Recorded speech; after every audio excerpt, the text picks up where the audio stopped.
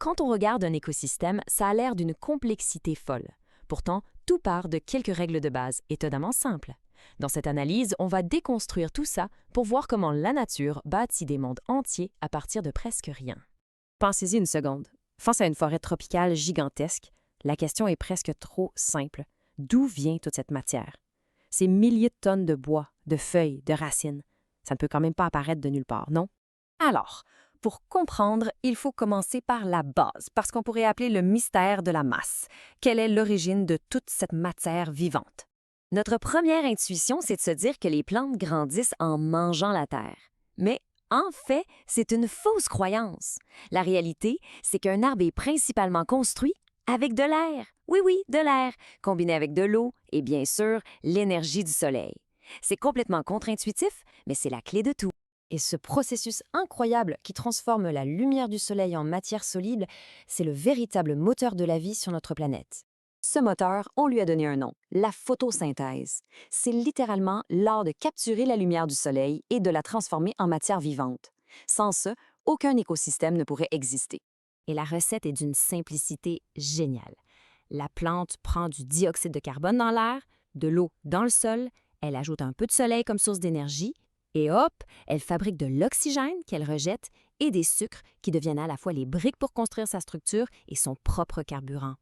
Toute cette matière vivante créée, c'est ce qu'on appelle la biomasse.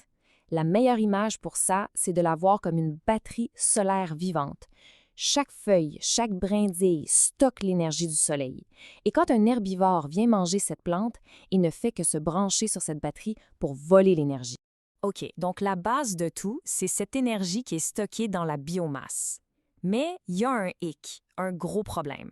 Cette énergie, elle est limitée. Et ça déclenche une immense course aux ressources.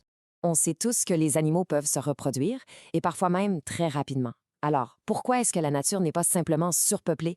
Pourquoi en regardant ce point d'eau, on ne voit pas des milliers d'animaux partout? Qu'est-ce qui les freine? En fait, la réponse est assez simple. Pour vivre, n'importe quel organisme a besoin de 4 choses fondamentales. De l'air pour respirer, de l'eau, de la nourriture pour l'énergie et un espace pour exister. Et c'est là qu'on touche au concept clé de ressources limitées. De l'air, il y en a pas mal partout, mais de la nourriture, de l'eau potable, les abris, ça, ce n'est pas infini. Et ce sont ces ressources-là qui agissent comme un frein naturel et qui empêchent les populations d'exploser. Et ça, ce n'est pas juste théorique, ça se mesure. Regardons ces données sur 3 populations d'écureuils. Elles commencent toutes avec 10 individus. Mais après un an, la population 3 est beaucoup, beaucoup plus petite que les autres. La conclusion est assez évidente. Elle avait accès à bien moins de ressources pour se nourrir et se développer. Cette grande course pour des ressources limitées, on pourrait penser que c'est le chaos total. Mais en réalité, pas du tout. Elle obéit à des règles du jeu très claires, à des modèles d'interaction qui structurent l'ensemble de l'écosystème. Essentiellement, on peut classer toutes ces interactions en 3 grandes catégories.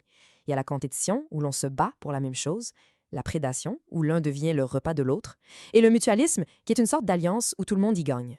La compétition, c'est le concept le plus simple. Ça arrive quand 2 organismes ou plus ont besoin de la même ressource limitée, que ce soit de la nourriture, de l'eau ou un territoire, et qu'il n'y en a tout simplement pas assez pour tout le monde.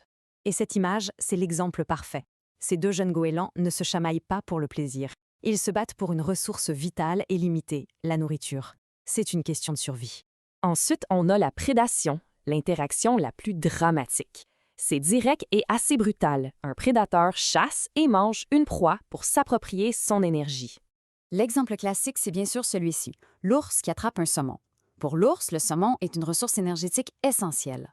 Pour le saumon, disons que l'issue de l'interaction est un peu moins bénéfique. Mais attention, la vie dans la nature, ce n'est pas que du conflit. Il y a aussi le mutualisme. C'est quand 2 espèces complètement différentes développent une relation où chacune tire en avantage de l'autre. C'est une véritable coopération. Regardez cet exemple fascinant. Les fourmis protègent les cochenilles, qui sont vulnérables, contre leurs prédateurs. En échange de cette protection, les cochenilles produisent un liquide sucré, le miella, dont les fourmis raffolent. C'est un arrangement gagnant-gagnant. Et on arrive maintenant au point le plus important. Ces 3 règles, la compétition, la prédation et le mutualisme, ce ne sont pas juste des anecdotes. C'est le plan de base universel de la vie. Les mêmes règles s'appliquent absolument partout. Prenons un cours d'eau et une forêt.